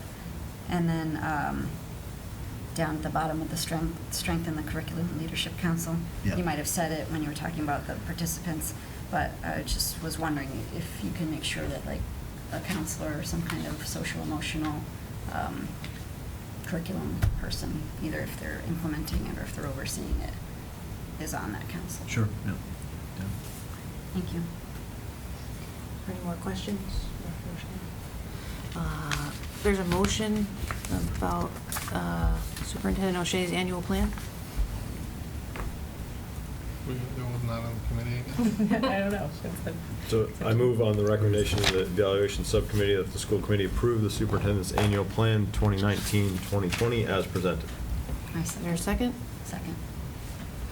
All in favor? Great, thank you. All right, thank you. As far as school committee goals go, the school committee worked on the development of our annual goals during a recent retreat. Using the input received, Chairman Ray provided a final draft of the 2019-2020 school committee goals for our review. Once we've settled on the language, the goals will require school committee approval. So everyone has those in their packet, and Ryan and/or Susie, did you want to read some of those? Sure. Okay, go ahead. Okay. In the area of community communication and relations, Goal A is the school committee will communicate monthly with parents in the community. by submitting an informational message to parents distributed via local school newsletters. The messaging will include links to useful information and minutes of the committee meetings. And Goal B, the school committee will invite students from each school to school committee meetings to showcase student work that represents district initiatives, goals, and civic involvement. I have a question. Do you want to talk about them right after we read them and then move on to the next one? Does that make sense? I think so, yeah. Having a discussion. Yeah, just while I know that grammatically I want to get rid of the second word, parents. Yes. Two parents specifically. Mm-hmm. So it would be the committee by submitting an informational message distributed via local school newsletters, because it's already going. Right. It says parents and community earlier. And then B, like that Oxford comma after the word goals. Yeah. So you're in favor of the Oxford? I am. Okay. I can I'm show with you on a great that. picture that would change your life if you have a problem with that. Yeah. I'll No, I'm find with it for you. you. I'm with you, yeah. Because I used to argue until, but I'll show it to you. It will not be Totally advertised during a school committee meeting, but it'll change your opinion of the Oxford comma. Show you later. In B, do we have to put, so the school committee will invite students from each school to school committee meetings. Are we inviting them to every meeting to showcase? No, I think leaving it out means it's, monthly. It can, I don't think we landed on a frequency. Right. So this to me sounds like we're inviting them to every meeting. So would it be like to identify, pre-schedule it, like? Would you say school committee will periodically invite? Will, no? I don't read it as saying every meeting. I don't either. Okay. So just annoying logistical questions, like who's going to coordinate B? Us. Okay, thank you. We got it. All right, good. And then A. When I we say need- us, that means. Your office, right? Yeah, principals, your office, yeah. Yeah. But like A, we need to actually say who's doing which month, or that's not Yes. gonna happen. We need to assign. Are we doing that tonight, or are we? No. We're not doing that tonight, but that was what we discussed. Okay, Yes. so We're not is doing that that something tonight. we will do offline, or is that like next meeting, we're gonna figure out who's gonna do that?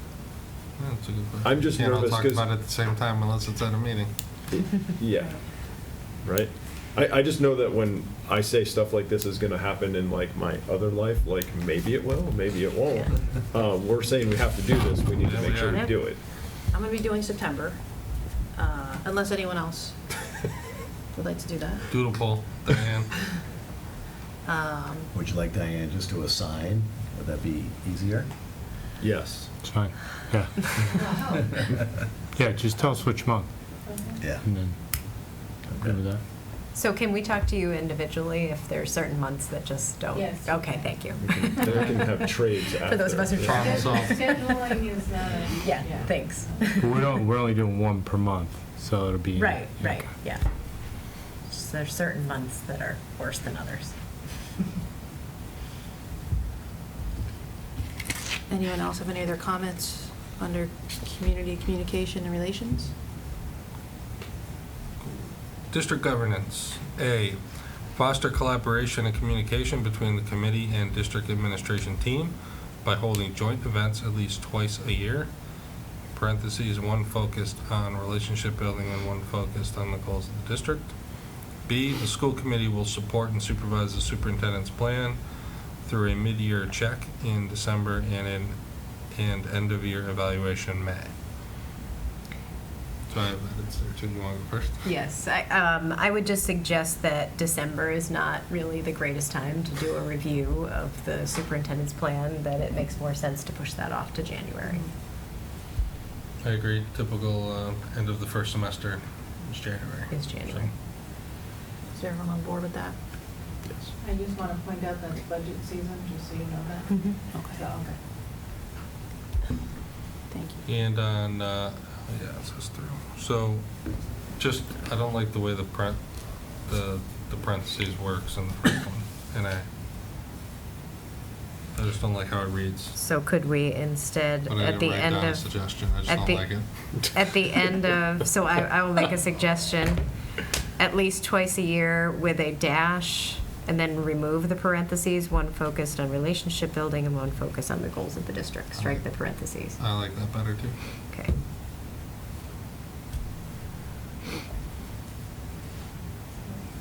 And you could get rid of the parentheses around the months. Yes. Part B as well.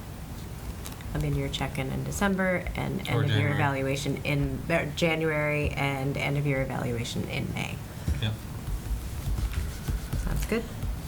Any other suggestions for district governance? Cool.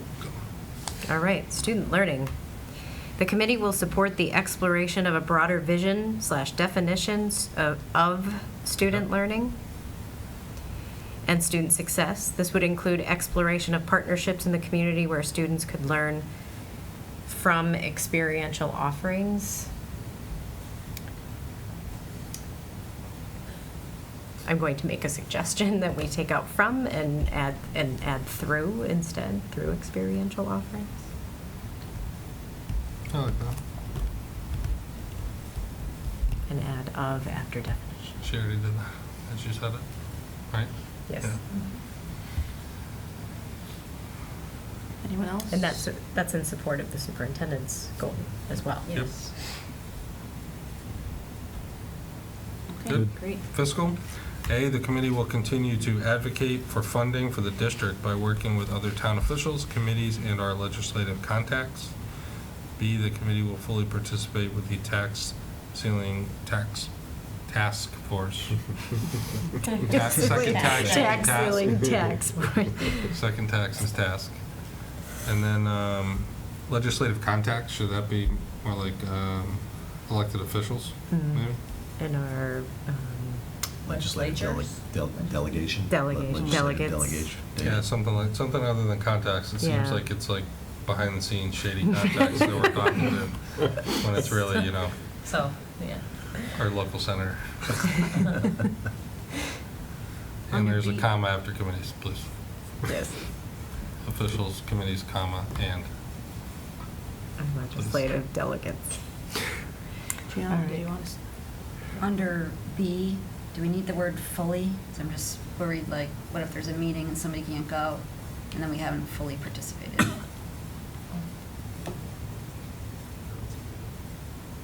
That's a good point. What does fully even mean? I don't think we need it. I agree.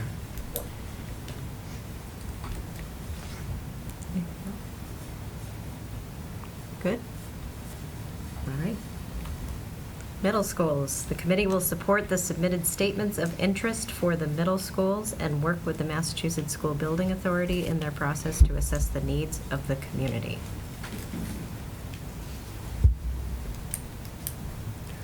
Any suggestions? Feedback?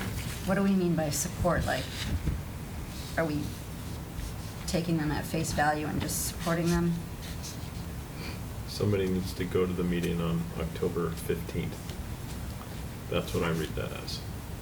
That would be step one, right? Right. And then hopefully there's a step 2 and 3 beyond that. But initially, it would be, yes, to participate in the MSBA walkthrough on October 15th.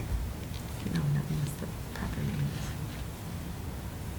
So the committee will support the submitted statements of interest for the middle schools. I suppose the other part of that would be the town moderator, Rebecca Townsend, has the In Dialogue project, which is giving community members an opportunity to talk about the needs of the middle schools with her In Dialogue tool.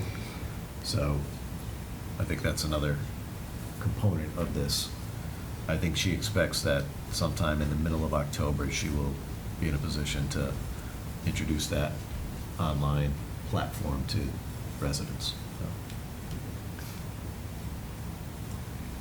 Which you've met with her and already signaled your willingness to participate in that with that project. So. Right. And Susie is your I am your liaison. liaison to that.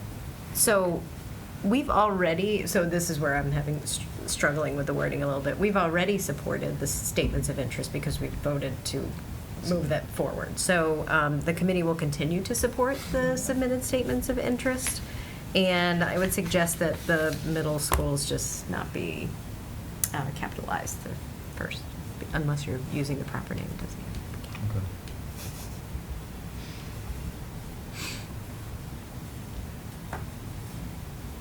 Okay, any other suggestions? For middle schools? Okay, one last time, does anyone have any feedback, questions, or suggestions about the school committee goals? There is a possible motion. I move that the school committee approve the school committee goals 2019-2020 as presented now. Amended? Or as amended. All right, as amended. Is there a second? Second. All in favor?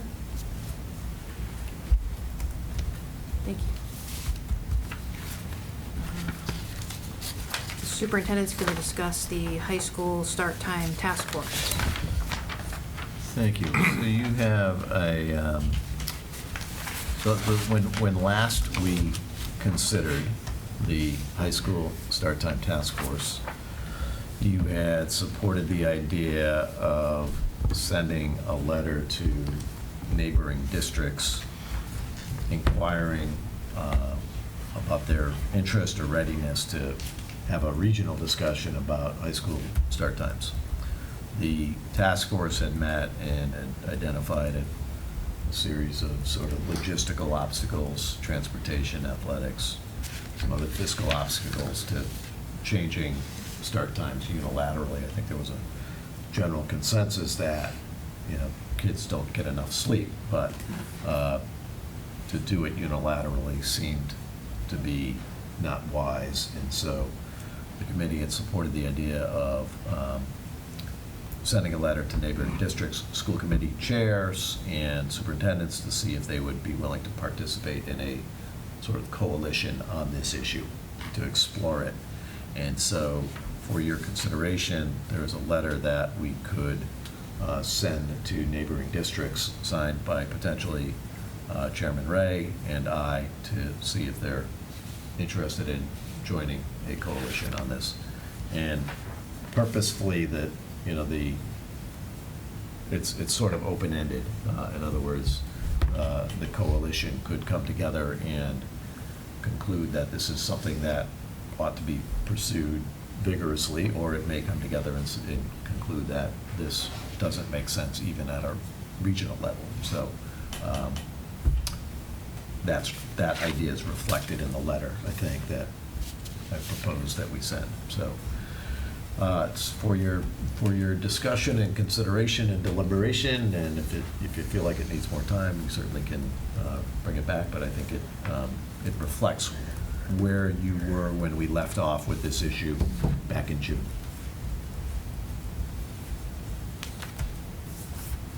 Makes sense to me. We don't have to vote on it, do we? You would vote to authorize Armin to sign the letter. So that's a proposed motion here. I move that the school committee authorizes the chair, Armin Ray, to co-sign the letter to the regional coalition of schools regarding the high school start times conversation. It's a little jumbled, but. Is there any discussion? Just We got a before? second first. Oh, sorry. Is there a second? Second. Any discussion, sorry. Yeah, I thought last time we had discussed this, we decided to put this aside and not, you know, how much time are we going to spend on this, I guess would be my question. I don't want you to get distracted from things I would actually find, like, important. Not that this isn't important, but I would want to see a heck of a lot more studies before I started doing this. I mean, you create habits. I mean, if I tell somebody they don't have to get up till 10, they will stay up later. If I tell somebody that they need to go to sleep because they're getting up early, they're going to get up earlier. So I just don't think that if you look at studies on this, you can find every study that contradicts one another. So I thought we were putting this on the side until we had a little bit better direction. I just don't want somebody spending So if you spend time on this, Marty, I'm assuming you're the one that's going to be leading this, then that takes away from the other stuff, which I personally I don't like that, because I don't know where this has purpose, because I don't see any studies that back it. My opinion on it, but that's what I thought this was. So I don't think we should be doing this yet, because I don't think there's any backing on it. I think it's all anecdotal. I would disagree with the foundation of your argument that there's no studies backing the... There is, but there's completely ones that contradict them as well, if you look at them. It's compelling that if you can somehow get students to get more sleep, they're going to do better, right? We can debate whether the later start time will enable them to get more sleep, right? I mean, we had that discussion last time. But there clearly are districts and states that have done this, and we can learn from them. I agree this might not be our highest priority, but I think, the little amount of time I served in the high school start time task force, there's definitely momentum, maybe from a minority of folks, to continue to pursue this. And I think if we could limit the scope, I completely agree that this is not one of our highest priorities, but I think it would be a missed opportunity for us to just push this to the back burner and essentially forget about it, because it has, I think it's worth a couple of meetings. That's my take on it. I really also like where you had in the other thing where you said, talking to Jenny Silberman, about working with the legislature to see if there's some more statewide stuff that can happen with this. Again, personally, I think a small investment of time in this would be worthwhile. The part, if I can jump in? Of course. The part I like about this letter is the having no predetermined goal. I think we may find out, and I think you're kind of suggesting it, that the changing the time doesn't improve the sleep, but what will? So if we get out of this a better idea of what will actually improve the situation, because the goal is not to start high school later. The goal is to help get kids more sleep. So if we do get more people together to investigate this, we may actually come up with a better answer on what that is, whether it's screen time after 9 o'clock is causing the problem, or they're just going to bed too late, or they have 8 hours of homework, whatever it might be. Let's find out. And if we get the neighboring communities involved, maybe some of them are doing some of this already and we don't know about it. We don't know about it until we ask, hey, do you guys want to get involved? And 4 of them, they say, yeah, we've been looking at this too. So, like you said, not our number one, but sleep-deprived children, I think, is a problem. So I'd like to at least look at it a little bit and see, are the neighbors looking at it too? And Marty, you must have some just preliminary stuff from getting together with superintendents. Are other nearby districts talking about this right now? No, not the collaborative districts. And so the point of information, the point would be that this letter would go to the LPBC districts. The thinking is that those the districts that we share transportation arrangements with, and largely we participate against them athletically, although we participate across Western Mass, but we would start with the LPBC. The superintendents that I've spoken with in the LPBC, they've indicated that there currently is no momentum in their districts. Northampton and Amherst have looked at it, but I don't think that they've made much headway on this issue. I think one of those communities had found that the fiscal obstacles were significant.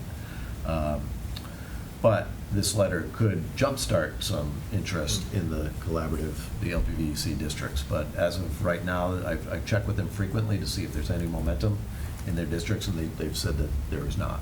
But that may change. And to clarify what I'm saying, I'm not saying that more sleep better for everybody, but there's nothing stating that if I move the start time, the kids are going to sleep more. So the only thing I would say is I looking at your plan, I'm trying to figure out how this connects. Anytime you have somebody that you're evaluating, there's always a reason why you're spending time on things. This may only take 10 minutes of your time, or I don't know.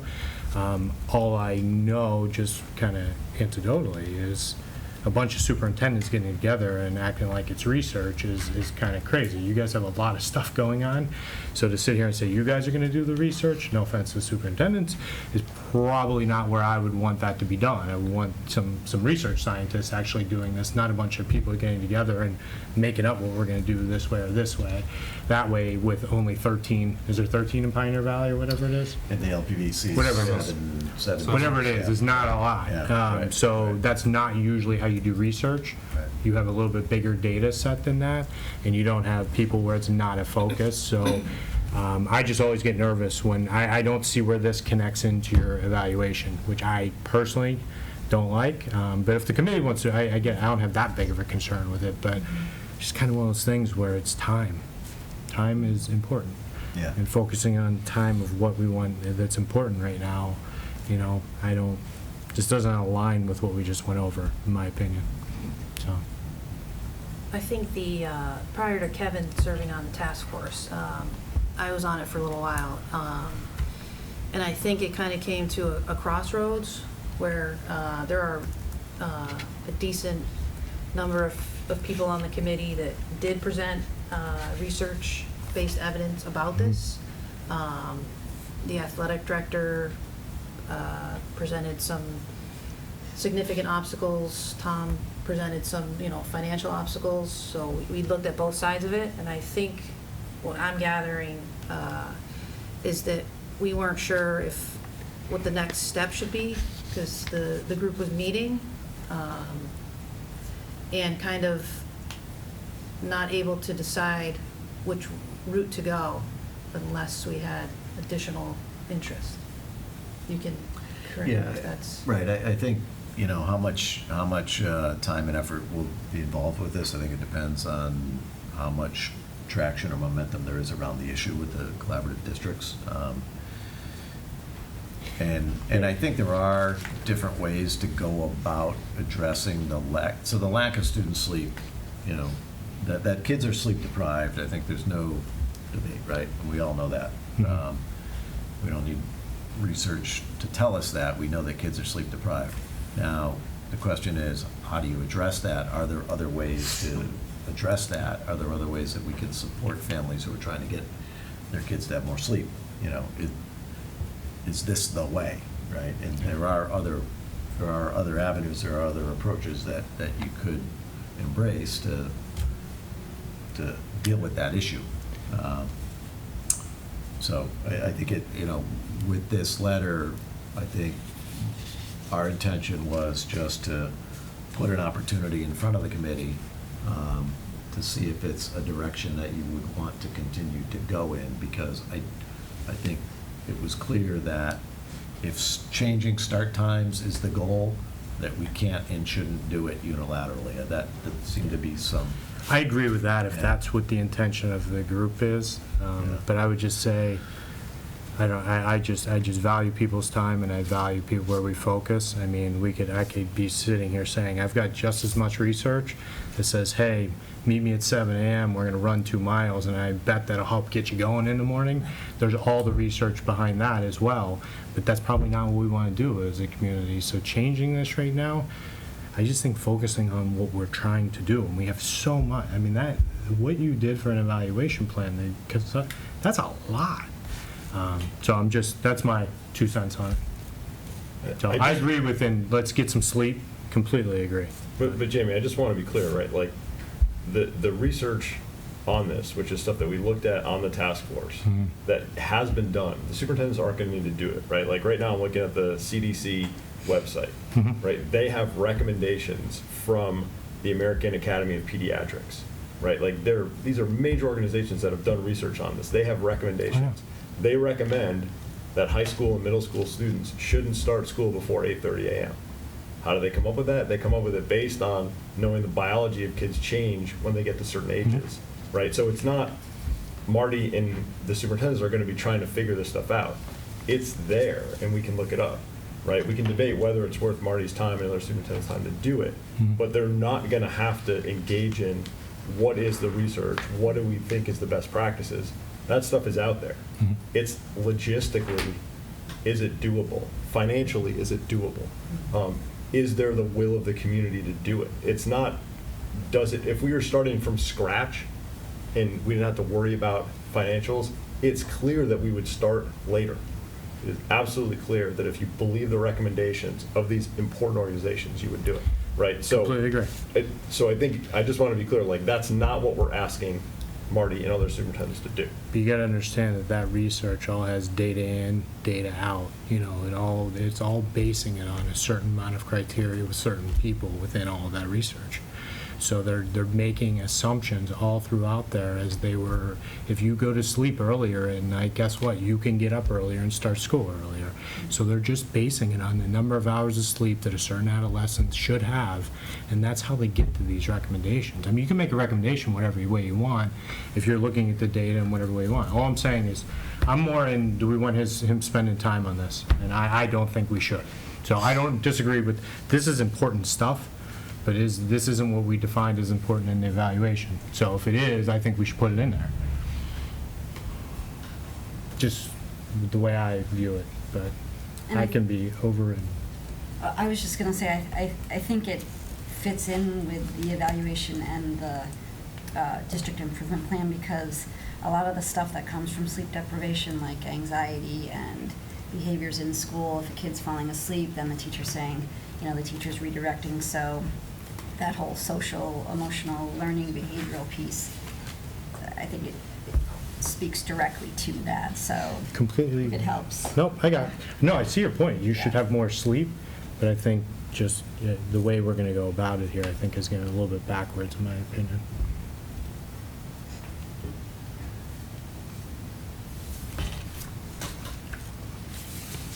Anyone else? Any thoughts or even? Marty, what's your opinion? Is this worth your time? Do you feel like if we ask you to do this, it's taking away from the stuff we just asked you to do? I will tell you that my recommendation some time ago, months and months ago, years ago, was to address sleep deprivation, pressing the levers that we have sort of control over, you know, kind of addressing the variables that we can control as educators. And so I think that relates to, you know, the digital citizenship panel. You know, could that committee take a look at the link between devices and lack of sleep? You know, could we look at our that the whole definition of student success? You know, if we have some success in changing that, will that create the conditions where kids can get more sleep? I think that there's many, many ways to address lack of sleep deprivation. And so my recommendation, going back months and years, was really to address it in those ways, you know, and not to tackle start times because of the inherent problems. And I'm not convinced, frankly, that if we shift start times that it will necessarily result in kids getting more sleep, because other things would have to change as well. Kids' relationships with their devices would have to change, you know, the schedules that they try to maintain for themselves would have to change. So that there's many variables, and I think, you know, the question for us is which of those variables do we want to address or try to influence? You know, the unfortunate, you know, what I worry about is that we would spend a lot of time and energy and create some disruption and probably incur some costs that could be spent differently. But I worry that we could change start times and it won't give us the result that we want, because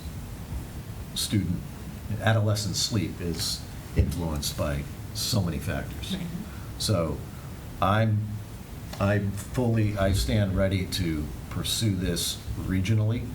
I've done that with other topics in my career, and I've seen how it can work. And I think this has the potential to work in terms of creating momentum, in terms of getting the attention of legislators, in terms of getting the attention of the wider community. I think a regional approach has the potential to work, so I don't want to dismiss it, and I stand ready to, pursue it with my superintendent colleagues if there is an interest. And even if there's not, frankly, if we send this letter and it falls on deaf ears, we're still going to try to do what we can to, influence things so that kids get better sleep, more sleep. Yeah, so I think I would say that if we do send this, because this again is not saying we're going to go and change the start time. Mm-hmm. It's seeing if anybody else wants to talk about it with us. It kind of gives closure to all the work that the task force has been doing. And then we say, all right, nobody else is with us, so what else can we do about helping kids get more sleep? And then that becomes a different job. So even if we send this, and like you said, the other superintendents aren't interested, or the other districts aren't interested, then we have to go back as just Long Meadow and figure out, all right, so if the real problem is their sleep, what can we do about it? Like you just mentioned, there are other avenues for that. Well, and there's other things you could potentially learn from the other districts about the other ways that they might be addressing that in their communities. So the information sharing alone from a professional standpoint, number one, if something's happening in a neighboring town with a parent coalition around, wait until 8th, or, any of those ideas out there about how do we curtail use of the phones and, get it to a point where we're not kids aren't, sleeping with them at night and things like that, that could be beneficial to Long Meadow. It could be beneficial to, the community at large. So I agree. I don't think the start times they're not the catch-all. That is not going to solve the problem. I think, as much as you have in your plan, that's a lot of, getting the parent support to move this forward. There's a lot of it around the digital citizenship and, proper use of these devices. I think this is an opportunity for you to partner and learn more and see what can come of it. Could it actually be an invitation to do the information sharing about sleep deprivation, and then the closure, one element of the conversation is the start time? I think that's what it becomes. And then so the invitation doesn't necessarily have to be, we're going to talk about start times, but talking about the bigger picture of sleep, the more global problem of high school adolescent sleep deprivation. And then digital citizenship is also a part of the conversation. Student success. The start time is part of the conversation. So then you get the closure with the start time, because I don't think it's the end all be all either. So I don't know if it's just a question. I don't know how you feel about that. I'm good. You talk sleep deprivation, because, I agree. I mean, that's where I'm saying, do we want spending time on this digital side of this, where you could sit here and make arguments that it's digital, people playing video games at midnight, is that why they're tired in the morning, or is it because they were on their phone until 2, or is it because we're starting too early? You can get into all of those debates as to where, but if we talk sleep deprivations with the local community, I'm all in. I just don't think going specific, we know what the issue is, and that's what's going to fix all this. I think it's foolish. If you as a committee want to give Armin and I the latitude to modify the letter to create that as a potential, that to discuss and share strategies on how to reduce sleep deprivation in adolescents, I think that I'd be more interested in going and hearing from my superintendent colleagues on that, because like, what are you doing? See what they all. I mean, that at least you're having, and then you can dig into the details of which way you want to go. But I just feel like we're already saying we already solved the problem. I don't like that. So. And I do like Ryan's point. I mean, I think that as these discussions continue in town, if we're able to say, when somebody asks us the question, what are we doing on high school start time? If we said, well, Marty had a meeting, and regionally there's no enthusiasm for it, at least then we've done our due diligence, we've reached out, and we can say, yeah, that's part of the discussion. That hasn't gone anywhere yet, but these are the things we can do. So I think that's an important point. No, I agree. I agree, Kev. So do we have to just say we're all okay with you and Armand rewriting the letter, or? Maybe if you Or pulled back the motion, or- existing motion, because you do have a motion, so you either have to vote on it or pull it back. I withdraw the motion. Okay. All right. So procedurally, anything else that needs to be done, Diane, to withdraw that motion, or is The that? person who seconded was. I think it was Gianna. So I wrote it you down. I second agreed the with- withdrawal. Okay. And You so will, yeah. it might be helpful to have a motion to authorize Armin and I to sign the letter, provided it addresses other opportunities to reduce sleep deprivation. Sounds good. I move. If we, sorry, No, go ahead. if we do that, would we have the opportunity to look at the new letter before it actually gets sent? No, we would No, we'd be be supporting authorizing them to adjust the letter to focus on the problem of sleep deprivation versus the focus on the high school, changing high school start times. Okay. Does that make it a little more narrow? Does that help? That's helpful. Okay. Yes. Yeah. Okay, so I move that the school committee authorize Chairman Ray to co-sign the letter presented by the superintendent to be amended to focus more on sleep deprivation than on high school start times. Period. I think that's it. Second. Second. All in favor? Oh, any other discussion? Any more discussion? Brooklyn's Are we good with discussion?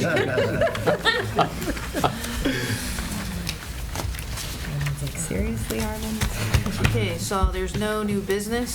There is an executive session planned for this meeting.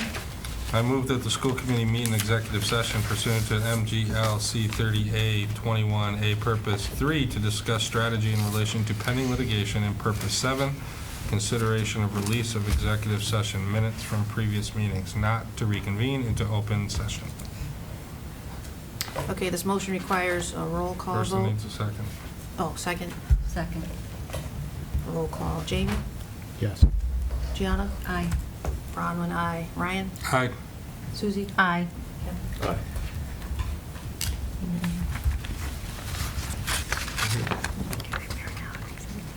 So- Okay. Thanks for coming out. Now in executive session? Yes. And not to return. can- Who Thank you. seconded? Was it Anna? Yeah.